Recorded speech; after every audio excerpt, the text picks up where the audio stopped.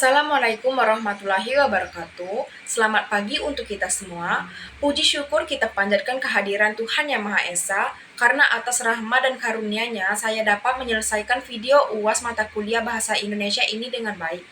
Perkenalkan, nama saya Ayu Kusuma Dewi, NPM A1H025008 dari Program Studi Pendidikan Jasmani Fakultas Keguruan dan Ilmu Pendidikan Universitas Bengkulu. Video ini saya buat sebagai tugas ujian akhir semester mata kuliah Bahasa Indonesia yang diampu oleh Bapak Dr. Noir Manza, SPD MPD. Dalam video ini saya akan memaparkan ringkasan dari seluruh materi yang telah saya pelajari selama satu semester penuh. Ada 10 materi pokok yang akan saya sampaikan. Saya berharap video ini tidak hanya menjadi bukti belajar saya, tetapi bermanfaat bagi siapa saja yang menontonnya. Selamat menyimak. Materi 1, Hakikat dan Perkembangan Bahasa Indonesia.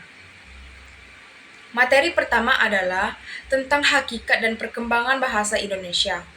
Bahasa Indonesia merupakan bahasa resmi nasional yang digunakan di seluruh wilayah Indonesia. Bahasa Indonesia berasal dari bahasa Melayu dan diresmikan sebagai bahasa nasional setelah kemerdekaan Indonesia pada tanggal 18 Agustus 1945. Selain sebagai alat komunikasi, bahasa Indonesia juga menjadi pemersatu bangsa di tengah banyaknya bahasa daerah yang tersebar dari Sabang sampai Merauke. Bahasa Indonesia memiliki dua kedudukan penting, yaitu sebagai bahasa nasional dan bahasa negara. Sebagai bahasa nasional, bahasa Indonesia berfungsi sebagai lambang kebanggaan bangsa, identitas nasional, alat pemersatu, serta sarana pengembangan ilmu, pengetahuan, dan budaya. Sedangkan, sebagai bahasa negara, bahasa Indonesia digunakan dalam kegiatan resmi kenegaraan, pendidikan, komunikasi nasional, serta pengembangan ilmu, pengetahuan, dan teknologi.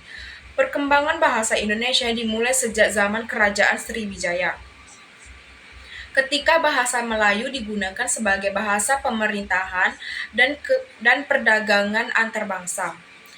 Kemudian, bahasa Indonesia semakin diperkuat melalui Sumpah Pemuda pada 28 Oktober 1928, yang ketika bahasa Melayu digunakan sebagai bahasa pemerintahan dan perdagangan antar bangsa. Kemudian, bahasa Indonesia semakin diperkuat melalui Sumpah Pemuda pada 28 Oktober 1928 yang secara tegas menyatakan bangsa Indonesia sebagai bangsa pemersatu seluruh rakyat Indonesia. Setelah Indonesia merdeka, berbagai penyempurnaan ejaan terus dilakukan mulai dari ejaan Van Ophuijsen pada tahun 1901, ejaan Soewandi pada tahun 1947 hingga lahirnya ejaan yang disempurnakan oleh Eyet. Saat ini penggunaan bahasa Indonesia diatur dalam Pedoman Umum Ejaan Bahasa Indonesia atau PUBD. Agar penggunaan semakin baik dan benar, sebagai contoh nyata kita bisa melihat bagaimana bahasa Indonesia digunakan dalam sidang DPR, dalam buku pelajaran sekolah, hingga dalam karya ilmiah. Mahasiswa semuanya menggunakan bahasa Indonesia sebagai media utama. Dari materi ini dapat disimpulkan bahwa bangsa Indonesia bukan hanya alat komunikasi, tetapi juga simbol persatuan, identitas bangsa, dan serta pengembangan ilmu pengetahuan. Oleh karena itu, kita sebagai generasi muda wajib menjaga dan menggunakan bahasa Indonesia dengan baik dan benar. Materi kedua, sikap berbahasa Indonesia. Materi kedua adalah tentang sikap berbahasa Indonesia. Sebagai warga negara, kita wajib memiliki sikap positif terhadap bahasa Indonesia. Ada 3 sikap utama yang harus dimiliki. Pertama, kesetiaan berbahasa, yaitu selalu mengutamakan penggunaan bahasa Indonesia dalam kehidupan sehari-hari. Kedua, kebanggaan berbahasa, yaitu merasa bangga menggunakan bahasa Indonesia di berbagai kesempatan, termasuk di forum internasional sekalipun. Ketiga, kesadaran terhadap norma bahasa, yaitu menggunakan bahasa Indonesia sesuai kaidah yang berlaku. Contoh sikap positif ini, misalnya kita lebih memilih menggunakan istilah unduhan daripada download, atau laman daripada website. Ini adalah bentuk nyata kebanggaan terhadap bahasa Indonesia. Materi ketiga, tata bahasa dalam kehidupan akademik. Materi ketiga membahas tata bahasa kehidupan akademik sebagai penghala ilmu pengetahuan. Dalam dunia akademik, bahasa Indonesia berperan sebagai kendaraan utama dalam menyampaikan, memahami, dan mengembangkan ilmu pengetahuan. Penggunaan bahasa yang baik dan benar dalam karya ilmiah, prestasi dan diskusi akademik sangat mencerminkan kualitas seorang mahasiswa. Contoh nyata adalah ketika kita menulis makalah atau skripsi, penggunaan kalimat efektif, ejaan benar, serta pilih kata tepat akan membuat karya ilmiah kita bisa berbobot dan mudah dipahami oleh pembaca. Adapun materi keempat, menjelajahi dunia pustaka dari berbagai sumber referensi digital.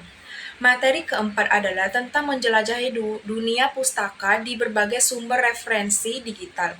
Di era digital ini, mencari referensi ilmiah menjadi jauh lebih mudah. Ada banyak platform yang bisa dimanfaatkan seperti Coursera dan Ifusnas untuk mencari jurnal di buku digital, PDF, Drive, mengunduh buku secara gratis, Taylor dan Francis, online untuk jurnal internasional berfungsi Libri, generasi sebagai perpustakaan digital serta Google Trends, Open Color Maps, dan Volkswagen untuk mengatakan tren dan visualisme ilmu pengetahuan. Salah satu alat terpenting adalah Mendeley, yaitu aplikasi manajemen referensi yang membantu membuat sitasi dan daftar pustaka secara otomatis. Mendeley tersedia dalam 3 versi, yaitu Mendeley Desktop yang bekerja secara offline, Mendeley Web yang berbasis survei, dan Mendeley Reference Manager yang dirilis sejak 2019.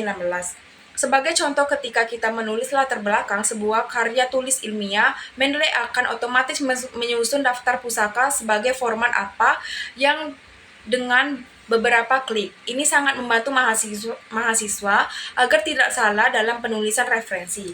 Materi kelima, presentasi ilmiah.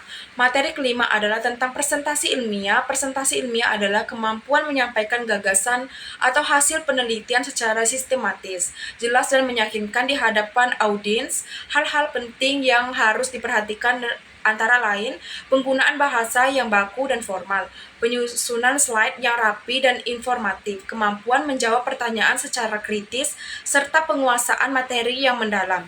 Contoh nyata adalah ketika mahasiswa mempresentasikan hasil penelitian skripsi di hadapan dosen penguji, kemampuan berbicara dengan percaya diri menggunakan bahasa yang baik, dan menjawab pertanyaan dengan tepat menjadi penilai utama. Materi keenam, mendesain proposal kegiatan. Materi keenam adalah tentang mendesain proposal kegiatan. Proposal kegiatan adalah rencana kerja tulis yang berisi rancangan suatu kegiatan, baik berupa produk maupun jasa yang diajukan kepada pihak tertentu untuk mendapatkan dukungan pembiayaan. Sistematika proposal kegiatan yang baik terdiri dari judul yang aktual dan maksimal 15 kata. Daftar isi, bab 1 pendahuluan berisi potensi dan peluang besar, bab 2 gambaran umum rencana usaha, bab 3 metode pelaksanaan berisi cara membuat, mengemas, dan memasarkan produk. Bab 4 biaya dan jadwal kegiatan serta daftar pustaka dengan format apa. Sebagai contoh, mahasiswa bisa membuat proposal kegiatan kewirausahaan seperti usaha minuman kesehatan dari bahan lokal, kemudian mengajukan kepada kampus atau pihak sponsor untuk mendapatkan dana kegiatan. Materi 7, melaporkan dan mempresentasikan hasil kegiatan.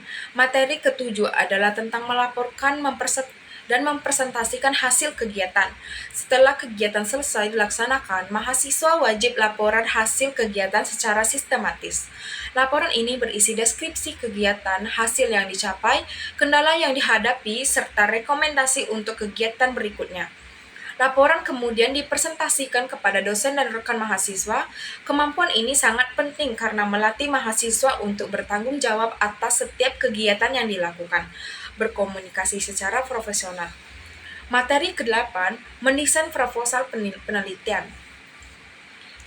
Materi ke-8 adalah tentang mendesain proposal penelitian.